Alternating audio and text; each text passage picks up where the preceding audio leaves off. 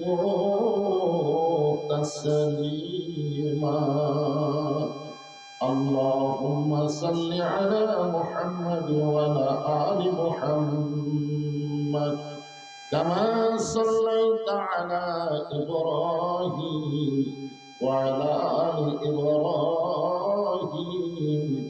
إنك حميد مجيد اللهم بارك على محمد وعلى آل محمد كما باركت على إبراهيم وعلى آل إبراهيم إنك حميد مجيد مشرق حب محمد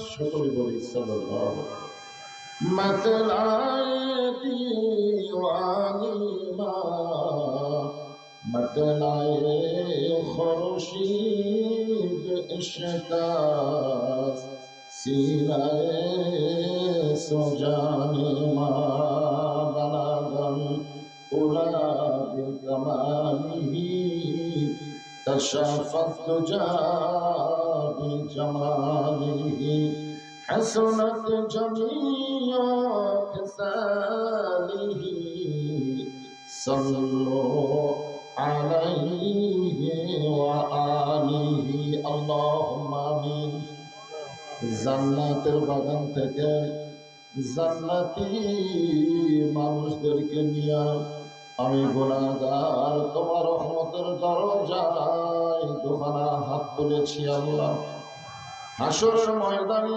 জাব্বার আর কাহার নামে রূপ নিয়ে তুমি যখন বিচার শুরু করবে তোমার সামনে দাঁড়ায়া সমস্ত নবীরা নাফসি নাফসি বলে কাঁদতে থাকবে এমন কঠিন অবস্থা হাসরের হবে সেদিন সমস্ত নবী তার উম্মতকে ভুলে যাবে শুধু বলবে আল্লাহ আমার কি হবে আমার কি হবে একমাত্র দরদি নবী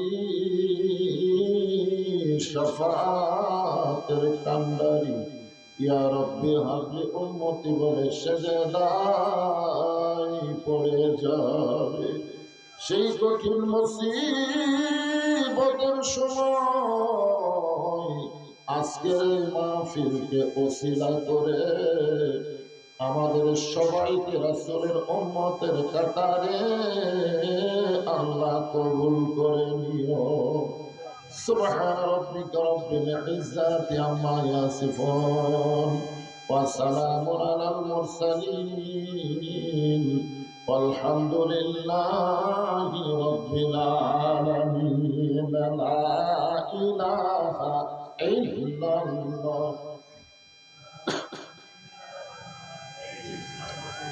আল্লাহর জিকির করতে কোনো কৃপণতা নাই জবান করে মহব্বতে লা ইলাহা ইল্লাল্লাহ লা ইলাহা চাঁদ সূর্য যার গ্রহ তারা আল্লাহ নামের পাগল পারা চাঁদ সূর্য যার গ্রহ তারা আল্লাহ নামের পাগল পারা আমার আল্লাহ নামের এতই দয়া আল্লাহ নামের এতই মায়া লুকিয়ে রাখছেন হে আল্লাহ জোরে লা ইলাহা ইল্লাল্লাহ লা ইলাহা ইল্লাল্লাহ মুহাম্মাদুর রাসূলুল্লাহ রাসূলের মহব্বতে সকলে বলি সাল্লাল্লাহু আলাইহি ওয়াসাল্লাম বিলহামলা মদিনাতুল উলুম ইসলামিয়া কওমিয়া তমিজউদ্দিন হাফিজি মাদ্রাসা কমিটি কর্তৃক আয়োজিত আজকের এই 46তম তাফসীর কোরআন মাহফিল। আজকের এই মাহফিল আল্লাহ তাআলা যিনাকে সম্মানিত সভাপতির আসনে কবুল করেছেন, জনাব আলহাজ মোহাম্মদ আহসান হাবিব আকন্দ সাহেব। আজকের এই মাহফিলের সম্মানিত সভাপতিকে অন্তরের অন্তঃস্থল থেকে আমি শুভেচ্ছা জ্ঞাপন করছি এবং দোয়া করছি এরকম দানবীরকে আল্লাহ তাআলা হায়াতে দাইবা শাফায়ে কুল্লিয়া দান করুন, সকল বলে আমিন। এরকম দানবীর বেঁচে থাকার দরকার আছে না? আজকের এই মাহফিলের সম্মানিত প্রধান মেহমান হযরত মাওলানা মোহাম্মদ শহীদুল ইসলাম সাহেব। আজকের এই মাহফিলের বিশেষ মেহমান হযরত মাওলানা মুফতি আতাউল্লাহ নিজামী সাহেব। আজকের এই মাহফিলের বিশেষ অতিথি জনাব মোহাম্মদ আবুল কালাম আজাদ, জনাব মোহাম্মদ রজিবউদ্দিন সাহেব। আজকের এই মাহফিলের সম্মানিত ওলামায়ে কেরাম, আপনাদের মাঝে মাঝে যে সমস্ত আলেম ওলামা বসে আছেন, মঞ্চে আছেন, মাগরিবের নামাজের পর থেকে ধারাবাহিকভাবে এত রাত পর্যন্ত যিনারা তাফসীর করে আলোচনা করে আপনাদের শোনালেন, আলেম ওলামা সহ আজকের মাহফিলের বক্তাগণকে অন্তরের অন্তঃস্থল থেকে আমি শুভেচ্ছা জ্ঞাপন করছি। এই মুহূর্তে আমার সামনে যারা বসে আছেন, অনেকে এখনো দাঁড়িয়েও আছেন, বসার জায়গা আছে তো বসেন। শীতের রাত, কঠিন শীত, ঠিক না? এই শীতের রাতে আরামের বাড়ি, আরামের ঘুমকে বাদ দিয়ে আল্লাহ রাসূলের মহব্বত কলিজার মধ্যে ধারণ করে এই জান্নাতের বাগানে যিনারা বসে আছেন, আমি আমার অন্তরের অন্তঃস্থল থেকে আপনাদের সবাইকে শুভেচ্ছা জ্ঞাপন করছি। সম্মানিত মা বোনেরা, পর্দার অন্তরালে বসে বসে যারা আলোচনা শুনতেছেন তাদেরকে শ্রদ্ধা জ্ঞাপন করে এই মুহূর্তে জানতে চাচ্ছি আপনারা সকলে কেমন আছেন? আলহামদুলিল্লাহ রাব্বিল আলামিন। জি আলহামদুলিল্লাহ। যে আল্লাহ শারীরিক সুস্থতা, মানসিক প্রশান্তি দান করে আজকের এই জান্নাতের বাগানে কবুল করলেন, আমরা সে আল্লাহর উপরে খুশি না বেজার? তাহলে জবান করে সমস্বরে সকলে বলবো রব্বানা লাকাল হামদ হামদান কাসীরান তাইয়িবান মুবারাকান ফীহি। আমরা এমন একজন আল্লাহ পাইছি যে আল্লাহ নিজেই বলেছেন আল্লাহু লা ইলাহা ইল্লা হুয়াল হাইয়ুল কাইয়্যুম। এমন একজন আল্লাহ পেয়েছি যে আল্লাহ সদা বিরাজমান। জনগণ সুবহানাল্লাহ। এই আল্লাহ পাওয়া হলো ভাগ্যের ব্যাপার। কিসের ব্যাপার? এই ভাগ্যটা দিলেন কে? আরো জোরে বলেন। আল্লাহ ইচ্ছা করলে আমাদের হিন্দুর ঘরে, বৌদ্ধর ঘরে, খ্রিস্টানদের ঘরেও পাঠাবার পারতেন। পারতেন না? আমরা বাধা দিতে পারতাম, কিন্তু ওই সকল ঘরে না পাঠায় আল্লাহ সরাসরি দুনিয়ার জগতে আমাদের মুসলমানের ঘরে কবুল করে। এটাই প্রমাণ হলো আল্লাহ আমাদের উপরে খুশি আছেন। সুবহানাল্লাহ। এখন আপনাদের কাছে আমি জানতে চাই, আমরা যে আল্লাহ পাইছি সে আল্লাহ কি পক্ষ না নিরপেক্ষ? নিরপেক্ষ। অনেকে বলে হুজুর এমন ওয়াজ করবেন কারো পক্ষে যেন না যায়, আবার কারো বিপক্ষেও যেন না যায়। কি দেবে? আল্লাহ যেখানে নিরপেক্ষ না, সেখানে বক্তা নিরপেক্ষ কেমন হবে? যেখানে আল্লাহ নিজেই বলতেছেন অমাইয়াবতাগি গায়রাল ইসলামা দীনান ফালা ইউকবালা মিনহু। এই আয়াতের দ্বারা বোঝা গেল আল্লাহ অন্য কোন জাতের পক্ষ না, আল্লাহ হলো মুসলমানের পক্ষে। দলে দলে কথা ঠিক না? এটা কি আমার বাপের কথা? কার কথা? যেই কোরআনে আল্লাহ বলেছেন ইন্নাদ দীনা ইনদাল্লাহিল ইসলাম, আল্লাহর কাছে মনোনীত জীবন বিধানের নাম হলো ইসলাম। শুধু মনোনীত ধর্ম বললে হবে না, জীবন বিধান। ইসলাম কোন ধর্মের নাম না, ইসলাম হলো একটা জীবন ব্যবস্থার নাম। ধরে ধরে কথা ঠিক। ইসলামের মধ্যে সব আছে না নাই? হ্যাঁ, অন্য ধর্মের মধ্যে সব কিছু নাই, কিন্তু ইসলামের মধ্যে আল্লাহ সব দিয়ে দিয়েছে। এজন্য ধর্ম সম্পর্কে প্রশ্ন করা হবে না, প্রশ্ন করা হবে আমার দিন উকা, তোমার দিন কি? এখানে আল্লাহ কি বলতেছেন, অমাইয়াবু তাগি গয়রাল ইসলামা দীনান, আবার ইন্না দীনা ইনদাল্লাহিল ইসলাম। এই দুই আয়াতের মধ্যে আমরা কি পেলাম? ধর্ম পেলাম না দিন পেলাম? কথা বলা লাগবে, দিন। এখান থেকে প্রমাণ হয়ে গেল আল্লাহ আমাদের পক্ষে। সুবহানাল্লাহ বলে। শুধু দুনিয়ার জগতেই যে আল্লাহ আমাদের পক্ষে তা কিন্তু না, আমরা যে আর একটা জগতে ছিলাম, সেই জগৎকে বলা হয় রুহের জগৎ। ওই জগতেও আল্লাহ আমাদের পক্ষে। আল্লাহ যদি পক্ষে না হতেন, দুনিয়ার জগতে আমাদের মুসলমানের ঘরে কবুল করতেন না। সর্বসাকল্যের জগৎ হলো কয়টা? তিনটা। আমার আঙ্গুলের দিকে তাকান, জোরে কোন কয়টা? এক জগতে ছিলাম, এক জগতে আসি, আর এক জগতে যাচ্ছি। যাব না, যাচ্ছি। যাবো এটা ভবিষ্যৎ কাল। আমরা প্রত্যেক ধাপে ধাপে, প্রত্যেক কদমে কদমে আমরা কিন্তু ওই জগতের দিকে অগ্রসর হচ্ছি। জোরে কোন কথা ঠিক কি না? আপনারা কি মনে করেন বুড়িগঞ্জ বাজারে বীর হামলা মাদ্রাসা যাচ্ছেন, এখান থেকে আবার বাড়ি যাবেন? তা নয়, প্রত্যেকটা কদমে কদমে আমাদের হায়াতকে অতিক্রম করে আমরা আখেরাতের জগতের দিকে রওনা দিয়েছি। জোরে কোন কথা ঠিক কি না? তাহলে এখানে আপনারা মানে নেন এক জগতে ছিলাম, এটা ঠিক। মনে আছে? নাই মনে আছে কে কয়টা? তাল হতে তাল মিলালে হবে না, বুঝে শুনে কথা বলা লাগবে।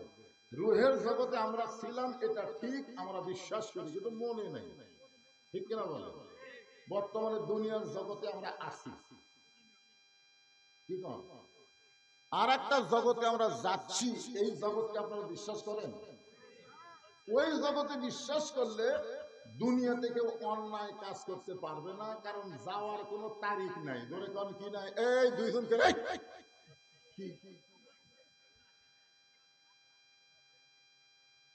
এই ছোট ছোট বাচ্চাদের আপনার সাইজ করে কোলের মধ্যে দিয়ে রাখবেন। হ্যাঁ, খুব খেয়াল করেন। তাহলে কি বুঝলাম? আমরা কবে যাচ্ছি তার কোনো তারিখ আছে নাকি? তারিখ থাকলে ভালো হতো। তারিখ থাকলে সাইজ হয়ে যাওয়ার পারতাম, এরকম ঠিক কিনা? কিন্তু তারিখ না থাকার কারণে তো খুবই খারাপ অবস্থা। কোন বনেরই পাখি তুমি, আইলা রে কোন বনে, আবার কোন বনেতে যাইতে হবে, পড়ছে নাকি মনে। আমরা আল্লাহর প্রশংসা বেশি বেশি করব, না চাইছি আমরা পাইছি। সুবহানাল্লাহ বলেন। আপনারা বলেন তো, না চাইছি আমরা কি পাইছি? ভাগ্য বলে এমন একজন নবী পাইছি, যে নবী জান্নাতে যাবে না যতক্ষণ আমরা জান্নাতি না হব। সুবহানাল্লাহ জোরে কন। আদম আলাইহিস সালাম থেকে ঈসা পর্যন্ত এরকম গ্যারান্টি নেই, কিন্তু আমাদের নবীর ব্যাপারে গ্যারান্টি দেওয়া হয়েছে। রাসূল বলেছেন, আমার উম্মতিনারা যদি সারা জীবন পাপ করে, সারা জীবন যদি পাপ করে, আর মৃত্যুর সময় ঈমান নিয়ে যদি মরবার পারে, আমি রাসূল ওয়াদা দিয়ে দিলাম, তাকে সঙ্গে না নিয়ে আমি জান্নাতে যাব না। এই জন্য একটা গান আছে, আছেন আমার মুক্তার, আছেন আমার বারিস্টার, শেষ বিচারের হাইকোর্টেতে তিনি আমায় করবেন পার, আমি পাপী তিনি জামিনদার। আল্লাহ যখন হাকিম হয়ে আমাদেরকে আসামি বানায় বিচার শুরু করবেন, ওই সময় আমাদের নবী আমাদের পক্ষে আল্লাহর কাছে ওকালতি করে আমাদেরকে সুপারিশ করে জান্নাতে পৌঁছে দিবেন। সবাই সুবহানাল্লাহ বললেন নাকি? নিজের নেকি নিয়ে মশান মারতে চান? কোন নবীরাও পর্যন্ত জান্নাতে যাওয়ার পারবে না যদি আল্লাহর নবী সুপারিশ না করে। সুবহানাল্লাহ বলেন না কেন? আর আমরা তো থুতিই নেই। কি ভাবতেছেন? সেই নবী সম্পর্কে আল্লাহ বললেন, লাকাদ কানা লাকুম ফি রাসূলিল্লাহি উসওয়াতুন হাসানাহ, মা আতাকুম রাসূলু ফাখুযুহু ওয়া মা নাহাকুম আনহু ফান্তাহু। বুঝতে পারলেন নাকি? যে বলবো আমার নেতা তোমার নেতা, সবাই বলেন সারাদিন এক নেতার বছরে ধরেন, মাঝে মাঝে স্লোগান মারেন আমার নেতার চরিত্র ফুলের মতন পবিত্র, খোঁজটা দেখেন নামাজ পড়ে না একক। এই সকল নেতার পিছনে ঘুরে ঘুরে জীবন তো শেষ করলেন, আজকে আপনার দাঁতের স্লোগান দিবেন। আমি যে আমার নেতা তোমার নেতা, সকল বলবেন বিশ্ব নবী মুস্তাফা আমার নেতা তোমার নেতা, বিশ্ব নবীর চরিত্র ফুলের মতো না, ফুলের সাইজ। চরিত্রের সার্টিফিকেট কে দিয়েছে? আমাদের নবীর চরিত্রের সার্টিফিকেট স্বয়ং আল্লাহ দিয়েছেন। আল্লাহ 99টা নামের মধ্যে আজিম একটা নাম আছে, আছে না নাই? সেই মহামন্ডিত নামটা আমাদের নবীর চরিত্রের মধ্যে আল্লাহ ঢুকাই দিয়ে, যার তার পিছনে যাওয়া যাবে না, বিশ্ব নবীর আদর্শকেই গ্রহণ করা লাগবে। বলে কোন ঠিক কিনা? এখন আসেন আমরা যে কোরআন থেকে আলোচনা শুনবো, এই কোরআন নিয়ে আজকের প্রধান মেহমান অল্প সময় হলেও কিন্তু খুব গুরুত্বপূর্ণ কথা বললেন, ঠিক কিনা বলেন? আসলে কার ভিতরে কোন নিয়ামত আছে আমরা কি জানি? দেখবেন একটা বক্তা 10 ঘন্টা ওয়াজ করা যা করলো, একজন ব্যক্তি 5 মিনিট তার সাথে দামি কথা বলে দিল। আপনার কি শুনবার আসছেন? বুঝলেন? আমার এই শ্বশুর এলাকা, এটা কিন্তু আমার শ্বশুর এলাকা। এক সময় আমি অনেক ওয়াজ করছি, কিন্তু পরে দেখলাম এই এলাকার শ্রোতারা হলো আলগা শ্রোতা। ধরে কি শ্রোতা? আলগা। ওয়াজ যদি সাটে তাহলে ডাবে, না সাটলে চলে যায়। এই আলগা শ্রোতার চরিত্র হলো এরা বক্তার আকর্ষণে আসে, এরা আল্লাহর কোরআনের আকর্ষণে আসে না। আপনারা কি করেন? বক্তার আকর্ষণে যদি সারা জীবন ওয়াজ শোনেন, হেদায়েতের কোনো গ্যারান্টি। কিন্তু আল্লাহর কোরআনের ওয়াজ শুনলে আল্লাহ বলেছেন জালিকাল কিতাবু লা রাইবা ফি হুদাল লিল মুত্তাকিন, এই কোরআন থেকে হেদায়েত পাওয়া যাবে। আকর্ষণ তৈরি করতে হবে বক্তা না কোরআন। আপনাদের এলাকায় আলগা শ্রোতা বেশি। পরেরদিন চাষটাল গল্প করবে, এই বুড়িগঞ্জ এলাকায় যতগুলো মাহফিল হলো কোন বক্তার ওয়াজ সারছে, চাষটাল গল্প করবে। আমি তো এগুলো জানি রে ভাই, জানার কারণে এলাকা থেকে বহু দাওয়াত আমার কাছে যায়, আমি স্মরণে নেই না এই আলগা শ্রোতার কারণে। কি শ্রোতা? আর একদল হলো ডাবা শ্রোতা। ডাবা শ্রোতার চরিত্র হলো এরা বক্তার আকর্ষণে আসে না, এরা আসে আল্লাহর কোরআনের আকর্ষণে। কোরআন থেকে সুন্দর সুন্দর কথা হবে, এরা পাগলের মতন বসা বসা শুনবে। এখন আপনাদের কাছে আমি জানতে চাই, এই বিল হামলার মাঠে আমি কোনোদিন আসিনি, আজকে প্রথম। আপনারা আলগা না ডাবা? আরো জোরে জোরসে বলুন, কারা কারা আলগা শ্রোতা? দিয়ে হাত তোলেন। বুঝবার পারে না, এমনি উঠছে। না না নাই নাই, ওটা এমনি হঠাৎ উঠছে। গোটা বাংলাদেশ ওয়াজ করার পরে আমরা জানি 90% মুসলমান। বাংলাদেশের 70 কত ভাগ মুসলমান? আপনারা বলেন তো, আসল মুসলমান কত ভাগ? জানেন না? আমাদের মুসলমানের মধ্যেও দুইটা দল আছে। কয় দল? এক দল হলো তালের মুসলমান, এক দল হলো জাতের মুসলমান। তালের মুসলমানের চরিত্র হলো যাই বলে আইরে সেই দিকে যাইলে বোঝা শোনা নাই। এখন আল্লাহ ডাকে না শয়তান ডাকে, এদিকে খেয়াল নাই, ডাকলেই দৌড়ে। এরকম কিছু তালের মুসলমান আছে, সামনে নির্বাচন আসতেছে, এরা তালে তাল বাজাবে, কিন্তু ভোট দেওয়া লাগবে কাকে এইটা খেয়ালই করবি না। আমার ভোট আমি দিব, যাকে খুশি তাকে দিব, এটা হলো স্বৈরাচারী শয়তানি কথা। ভোটটা এরকম বলতে হবে, আমার ভোট আমি দিব, বুঝা শোনা ভালো মানুষকে দিব। মার কার উপর ভোট হবে না, ভোট হবে ভালো মানুষ দেখে। জোরে কোন কথা ঠিক কিনা? আর একটা হলো জাতের মুসলমান। জোরে বলেন কি মুসলমান? কেউ ডাকলেই সেদিকে যায় না, আগে দেখে ডাকটা ঠিক আছে কিনা। আজকে আপনাদের আমার সামনে যারা বসে আছেন, আমি বিশ্বাস করি ডাবা যদি শ্রোতা হন, আপনারাই জাতের মুসলমান। সুবহানাল্লাহ বলেন। এখন এই কোরআন শরীফ থেকে আমি তেলাওয়াত করেছি, ফাযকুরুনি আযকুরকুম ওয়াশকুরুলি ওয়ালা তাকফুরুন। আল্লাহ আকবার সবাই পারবে না। 11 সালে যখন প্রথম হজ করবার গেলাম, আমার সাথে একজন ভাই ছিল, ওই জামরায় পাথর মারার সময় শয়তান পাথর মারা লাগে, কি মারা লাগে? ওই শয়তানকে পাথর মারার সময় এক ঠ্যাঙের উপর ভর দেয়, সে হবে না। আমি বললাম ভাই আমরাও তো পাথর মারতে দেখি, এমন হয় মানুষ খায়। বলে হুজুর শয়তান জোরে জোরে পাথর মারা লাগে। আমি বললাম তুই যাক পাথর মারতেছিস, ওটা তো একটা চিহ্ন, শয়তান কোথায়? সবাই মারতেছে, হামও মারতেছে। আরে পাগলা, আমি শুনলাম তুমি নাকি হজে আসার আগে রেস্ট অফিসে গেছিলেন। হুজুর আপনি কেমন জানলেন? আমি কেমন শুনলাম তুমি নাকি তোমার ছেলেকে 18 বিঘা জমি দিছে আর মেয়েরে দিছে 1 বিঘা, কথা কি সত্যি? হুজুর এটা আপনি কিভাবে জানলেন? আমি বললাম পাগলা, তুই ওই শয়তানকে পাথর না মেরা নিজে কি ভাব, কারণ ওটা শয়তানের সাথে বড় শয়তান হলো তুই। আজকে যাদের ভিতরে শয়তান বসবাস করে তারা আল্লাহু আকবার বলতে পারবে না। ধরে কোন কথা ঠিক কি না? ভিতরেই শয়তান আছে, মুখ দিয়ে আল্লাহু আকবার কি হয় না? শয়তানকে তাড়ানোর 1 নম্বর মন্ত্রের নাম কি? আরো জোরে বলেন। যত জোরে আল্লাহু আকবার বলবেন তত জোরে শয়তান পালায়ে যাবে। রাসূল বলেছেন আল্লাহু আকবার যদি খুবই জোরে হয়, শয়তান পালানোর সময় ওর পিছন দিকটা বাতাস বাড়াবে। জোরে কোন কি বাড়াবে? বাতাস।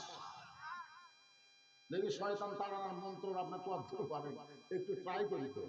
লিল্লাহি তাকবীর। মাশাআল্লাহ, কারিমে বলেন। আল্লাহ আয়াতের অর্থে বলতেছেন যে আমার জিকির করে আমি আল্লাহ তার জিকির করি। এই জিকির মানে কি বুঝতেছেন? এই জিকির মানে কি? আমাদের বাংলাদেশে একটা পার্টি আছে, নাম হলো জাকের পার্টি। জয়গণ কি পার্টি?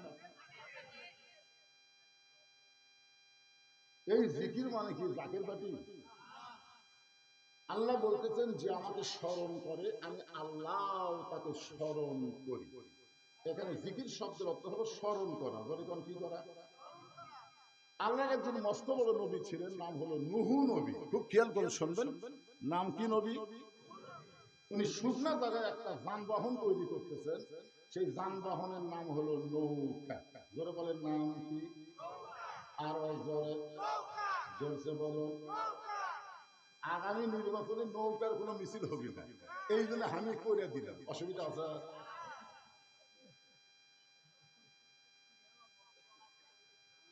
শোনেন, নৌকা জড়াই নিতে পাগল। নৌকা হচ্ছে আল্লাহর হুকুমে এই পৃথিবীতে সর্বপ্রথম যানবাহন, যেইটা মিস্ত্রি হলেন একজন নবী। ধরে কোন সুবহানাল্লাহ। এখানে নৌকার কোন দোষ আছে? হ্যাঁ। এখন নূহ নবী যখন নৌকা তৈরি করতেছেন, ওই সময় একটা বুড়ি মানুষ, ধরে কোন কি মানুষ? বুড়ি মানুষ লাঠিতে ভর দিয়ে সে বলে, বাবা নূহ, এই শুকনা জায়গায় নৌকা বানানোর কারণ কি? নূহ বলতেছেন, বুড়িমা, বন্যা নামক একটা গজব আসবে, এই গজবে গোটা পৃথিবী ধ্বংস হবে, কেবলমাত্র নৌকার মধ্যে যারা জায়গা পাবে তারা ধ্বংস হবে না। কি গজব আসবে? বন্যা নামক একটা গজব আসবে, এই গজবে গোটা পৃথিবী ধ্বংস হয়ে যাবে, কেবলমাত্র নৌকার মধ্যে যারা ধ্বংস হবে না তারা। বুড়ি বলতেছে, বাবা নূহ, এই সামান্য একটা নৌকায় কি সবাই জায়গা হবে? কারণ ধ্বংসের কারণে সবাই তো নৌকায় উঠতে হবে, জায়গা কি হবে? নূহ বললেন, বুড়িমা, ইমানদার বান্দা বান্দি যারা একমাত্র নৌকার মধ্যে জায়গা পাবে তারা, ইমানদার বান্দা বান্দি যারা একমাত্র নৌকার মধ্যে জায়গা পাবে তারা। সঙ্গে সঙ্গে বুড়ি বললেন, বাবা নূহ, আমি নৌকার মধ্যে জায়গা পাবার চাই। নূহ বললেন, তাহলে পড়েন লা ইলাহা ইল্লাল্লাহু নূহু নবিয়্যুল্লাহ। আফজালুল যিকির, সমস্ত যিকিরের মধ্যে শ্রেষ্ঠ যিকির হচ্ছে লা ইলাহা ইল্লাল্লাহ। আপনারা এটা এটা বলতে সমস্যা আছে? তাহলে সবাই বলেন লা ইলাহা ইল্লাল্লাহ নূহু নবিয়্যুল্লাহ। নূহ বললেন, বুড়িমা, আপনার আর কোনো টেনশন নেই, আপনার আর কোনো টেনশন নাই। বন্যা নামক গজব যখন শুরু হবে, আমি তখন আপনাকে হাত ধরে নৌকায় উঠায় নেব। সঙ্গে সঙ্গে বুড়ি বললেন, আলহামদুলিল্লাহ,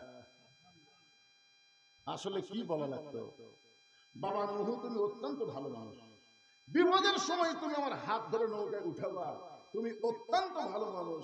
আপনারা বলেন তো, বুড়ি কি নূহুর প্রশংসা করছে? প্রশংসা করছে কার?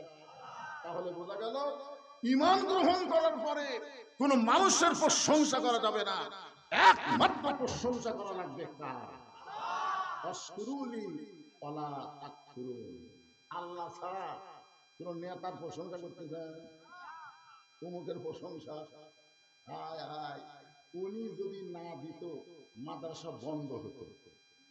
উনি দিচ্ছে না ভাই রে, ওনার মাধ্যমে আল্লাহ দেওয়াচ্ছে। কথা বল না কেন, কথা বলেন। আমরা চাষ করে প্রশংসা কাজ করি, আল্লাহ করি। আমি বসে আছি, তিনি যদি না দিত মাদ্রাসাটা বন্ধ হয়ে যাবে। উনি দিচ্ছেন না, ওনাকে দেওয়াচ্ছেন। ওনার মতো বহু কোটিপতি এই বাংলাদেশে আছে, সবাই দেন না। আল্লাহ কাউকে কাউকে দিয়ে দেওয়ায়। কথা কর না কেন, একটু মনোযোগ শুনবেন। বন্যা গজব শুরু হয়ে গেল, গোটা পৃথিবীর পানির তলে থাকলো 40 দিন। এমনকি সবচেয়ে উঁচু পাহাড় হিমালয় পর্বত, ওই পাহাড়টাও পর্যন্ত 40 দিন পানির তলে ডুবে থাকলো। কয়দিন? 40 দিন, মানে এক চিল্লা। কয় চিল্লা? বাপ খালি চিল্লা চিল্লি করে, ওই মনের দিকে রাস্তা ধরে। সেটা কি হয়েছে, সে বাড়িতে ঘুরে আসে, বাড়ি খালি চিল্লে। তখন একজন বলতে, চিল্লা চিল্লি যদি বন্ধ করবার তো চিল্লা করে দেয়। আল্লাহ বলেছেন, ওয়াকাযা রাব্বুকা আল্লা তা'বুদু ইল্লা ইয়্যাহু ওয়া বিল ওয়ালিদাইনি ইহসানা। বাপ মা যদি বাঁচা থাকে, তুমি যতই নামাজ পড়ো, হজ করো, যাকাত দাও, দান করো, বাপ মার মনে কষ্ট দিলে একটা কিছুই আল্লাহর দরবারে কবুল হবে না। দরকার কথা ঠিক না? তাহলে চিল্লা চিল্লি বন্ধ করার জন্য চিল্লা পাঠাবে, ও পাঠানো লাগবে। আমার এলাকার এক লোক চিল্লা দিয়ে আসে, দেখেন আজান দিবেন পরিবারে, আচ্ছা দেন, ওই মাইক হইতে শুরু করছে, আল্লাহু আকবার, আল্লাহু আকবার। একজন বলে, কি ব্যাপার, আল্লাহ বা আব্বা কেন? তোমার দাঁত নেই। যখন চিল্লার যাওয়া লাগবে, সেটা কি বুড়া বয়সে? যখন বুড়া বয়সে সব কথাই জিকিরের মধ্যে আছে, খালি একটু মনোযোগ দিয়ে শোনা লাগবে। রাজি আছেন তো? নূহ নবীর নৌকা এক সময় পানি কমে গেল, 40 দিন পর যদি পর্বত হয়ে গেছে। আল্লাহ ডাকতে পারে, নূহ নৌকার খবর কি? নূহ বলতেছে, নৌকার মধ্যে যারা জীবিত আছে তারা, নৌকার বাইরে যারা ধ্বংস হয়েছে তারা। আল্লাহ বলে, নূহ ওই বুড়িটার খবর কি? নূহ বললেন, আল্লাহ আমার মনই নেই। কি নাই? চিন্তা করে দেখেন, বিপদ পড়লে একটা নবী যদি ভুলে যায়, কতগুলো পীর ধরছে, পীর। হুজুর আমার কোনো টেনশন নেই, হুজুর আমার পীর আছে, পীর। নূহ বললেন, আল্লাহ আমার মনই নেই। আল্লাহ বলে, নূহ তাহলে বুড়িটার খবর কি? নূহ বলতেছে, সবাই যখন ধ্বংস হয়ে গেছে, ওই বুড়িটাও ধ্বংস হয়ে গেছে।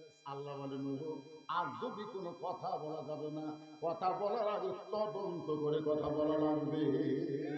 ইন্নাল্লাহা ইয়ামুরুকুম আন তুআদ্দুল আমানাতি ইলা আহলিহা ওয়া ইযা হাকামতুম বাইনান নাস আন তাহকুমু বিল আদল। আল্লাহু আকবার।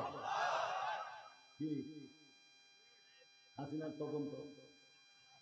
হাসিনার তদন্ত সবচাইতে বড় আলেমকে বিনা দোষে 13 বছর জেলখানায় বন্দী করে রাখছে, অন্যায় ভাবে হাসপাতাল নিয়ে গিয়ে তাকে হত্যা করেছে। দরকার কথা ঠিক। বাংলাদেশের যুবকদের বুঝাইছে যুদ্ধ অপরাধী, নারী নির্যাতনকারী, অথচ 50 বছর কোরআনের তাফসীর করেছে। বাংলাদেশের সমস্ত বক্তার হক কথা আর আল্লামা সাইদি হুজুরের হক কথা যদি দুই পাল্লায় দেওয়া হয়, সমস্ত বক্তার চাইতে সাইদি হুজুরের কথার ওজন বেশি হবে।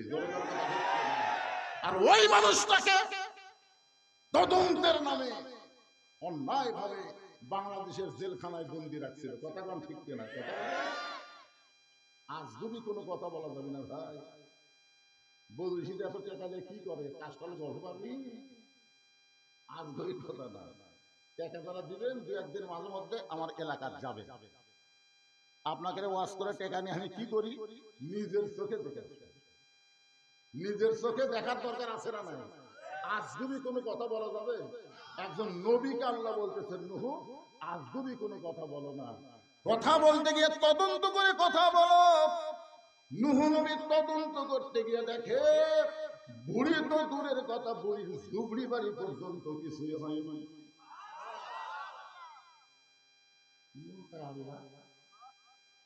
যে বন্যায় গোটা পৃথিবী ধ্বংস হয়ে গেল, আর সেই বন্যায় একটা সাধারণ ঝুপড়ি বাড়ি, এই ঝুপড়ি বাড়িটাও কিছু হলো না। সঙ্গে সঙ্গে নূহ ডাক দিলেন, বুড়ি মা। বুড়ি টোপলা নিয়ে হাজির। কি নিয়ে হাজির? নূহ বলতেছে, বুড়ি মা টোপলা খেলেন। বলে সাইজ হয়ে আছে, সাইজ হয়ে আছে, কারণ তুমি আমার ডাক দিবা আর আমি বের হতে দেরি করব, এটা তো চলবে না। আমি সাইজ হয়ে আছি। আল্লাহ বলেছেন, ইয়া আইয়ুহাল্লাযীনা আমানু তাকুল্লাহা হাক্কা তুকাতিহি ওয়া লা তামুতুন্না ইল্লা ওয়া আনতুম মুসলিমুন।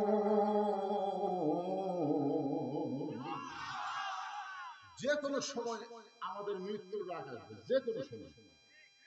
আপনার কি সাইজ হয়ে আছেন? আল্লাহ বলেছেন মুসলমান না হয়ে মরো না। বর্তমানে যে পরিবেশ বাংলাদেশে চলতেছে, এই পরিবেশের উপরে যদি মরেন, মুসলমান হয়ে মরা খুবই কঠিন হবে। তাই পরিবেশ পাল্টান লাগবে। জোরে কোন কথা ঠিক না? পরিবেশ পাল্টাতে হবে। সব দেখা হলো শেষ। আগামীতে দেখবো আল্লাহর কোরআনের বাংলাদেশ। খালি কোরআনের ওয়াজ শোনার জন্য আল্লাহ কোরআন পাঠায়নি, কোরআন দিয়ে সমাজ গড়ার কথা এই কোরআনে আছে না নাই? জোরে জোরে আছে না নাই?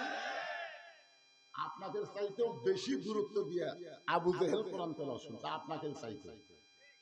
আপনার তো বক্তার সামনে বসে আরামে শুনতেছেন, নিচে খেয়াল দিকে উসুম হচ্ছে,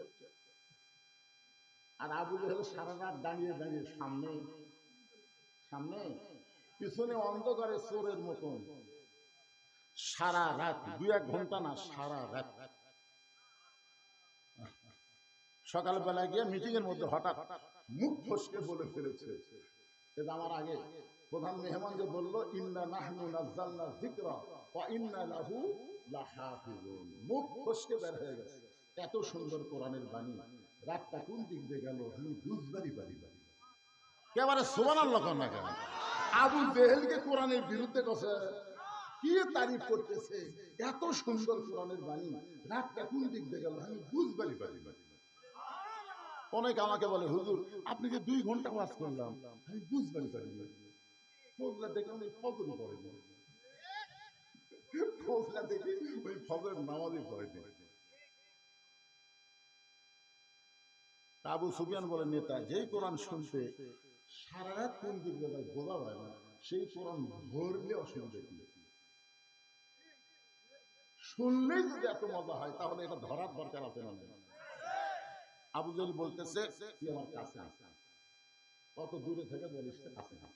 আবু সুফিয়ান যে কাছে আসছে কানে কানে বলতেছে, পাগলা এই কোরআনকে যদি ধরি তাহলে তোর আমার ভুয়া নেতৃত্ব চলবি। আমরা যে নেতাগিরি বর্তমানে করতেছি এই নেতাগিরি চলবে না। আজকে বাংলাদেশে আবু জেহেলের মতন তারা ভুয়া নেতৃত্ব দিবার চায়, তারাই কোরআনকে বাইপাস করে। জোরে কোন কথা ঠিক কি রাখা? যেই কোরআন সম্পর্কে আল্লাহ বললেন, ওয়ানুনাজ্জিলু মিনাল কুরআনি মা হুয়া শিফাউ ওয়া রাহমাতুল লিল মুমিনিন। এর বাংলা স্লোগান হলো, আমি যে বলবো সব সমস্যার সমাধান, আপনারা বলবেন দিতে পারে আল কোরআন। বলতে পারবেন? সব সমস্যার সমাধান আল কোরআনের আলো। কোরআন হাদিস যেখানে, দুনিয়ার মুসলমান লিল্লাহে তাকবীর। বিশ্বাস করেন আমার ঘড়িতে বাজতেছে 10:30, আর আপনাদের চেহারা দেখে মনে হচ্ছে কেবল রাত 8টা। তার মধ্যে ক্লান্তি নাই, ঝিমানি নাই, খালি তাজা তাজা ভাব। কারণ কি? এই কোরআন, এই কোরআনকে আল্লাহ শুধু শোনার জন্য বক্তা ওয়াজ করবে আর সারা রাত বসে বসে শুনবেন, এই জন্য আল্লাহ কোরআন দেয় নাই। এভাবে উঠলেন আচ্ছা আচ্ছা ঠিক আছে না, বয়স হবে তো, বয়স হলে সাইটে বসবেন। ধরে রাখা কঠিন, তাই না? কোনো কঠিন না। আপনি রাত্রে যখন বিছানায় ঘুমাতে যান, আপনি কি পেশাব দিয়ে যান না পেশাব করে যান? কেন যান? কারণ ঘুমের দাম আছে। এই পেশাবের কারণে আমার ঘুমের ক্ষতি হোক, এটা আমি চাই না। এক টানা 6 ঘন্টা ঘুম পারবো, পেশাব করে তারপরে বিশ্রাম দেবেন। তা আপনি ঘুমের দাম বুঝলেন, আল্লাহর কোরআনের দাম বুঝলেন না। আপনি নিয়ত করবেন পেশাব করে ওযু করে বসবো, এক টানা 6 ঘন্টা শুনবো। মানে আমি একলা না, সন্ধ্যা থেকে রাত 12টা পর্যন্ত কয় ঘন্টা হয়? কথা কয় না, 6 ঘন্টা শুনবো। আমি একলা 6 ঘন্টা কমা।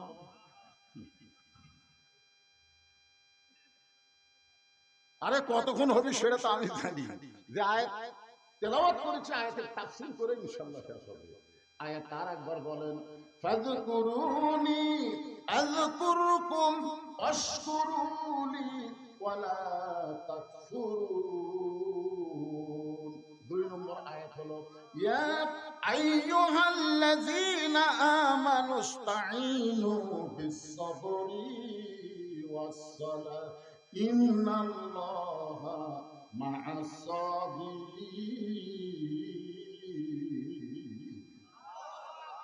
ধৈর্যশীলদের সঙ্গে কি আছে? মাশাআল্লাহ। এখন আসেন যে কথা বলতেছিলাম, নূহ বললেন, বুড়িমা বন্যা নামক গজব শেষ। বন্যা নামক গজব শেষ হয়ে গেছে, গোটা পৃথিবী ধ্বংস হয়ে গেছে, অথচ আপনার ঝুপড়ি বাড়ি কিছু হয় নাই, আপনারও কিছুই হলো না। সঙ্গে সঙ্গে মুস্কি মুস্কি বুড়ি হাসে। নূহ বলে, বুড়িমা হাসেন কেন? বলে, তুমি যখন আমাকে হাত ধরে নৌকায় উঠাবার চাইছিলে, তখন আমার ঈমান বলেছে দুনিয়ার সবাই সবাইকে ভুলতে পারে, কিন্তু আমার আল্লাহ কোনোদিন কাউরে ভুলবে না। তাহলে জিকির নবীর হবি না আল্লাহর হবি? এই যে কবি নজরুল একটা ভুল লিখছিল, নবী নাম জপে যেজন, নবী নাম জপে যেজন, সেই তো দোজাহানের ধনী। নবী মোর পরশমণি, নবী মোর সোনার খনি। নবী নাম জপে যেজন হবে না, এখানে বলা লাগবে নবী নাম ভাবে যেজন, নবী নাম ভাবে যেজন, সেই তো দোজাহানের ধনী। একটা মানুষ যদি সারা জীবন নবী নবী নবী নবী নবী জিকির করে, তার আমল নামায় একটা সওয়াব আল্লাহ দিবে না। আর একবার যদি আল্লাহ জিকির করেন, জিকিরটা যদি কবুল হয়, 8টা জান্নাতের দরজা আল্লাহ খুলে দেয়। তাহলে জিকির হবে কার? আরো জোরে। মাশাআল্লাহ। এই জিকির এখানে আমরা স্মরণ বুঝলাম। আর একটা আয়াত আপনাদের সামনে তেলাওয়াত করি, দেখেন তো এই আয়াত মানে জিকির, এই আয়াতে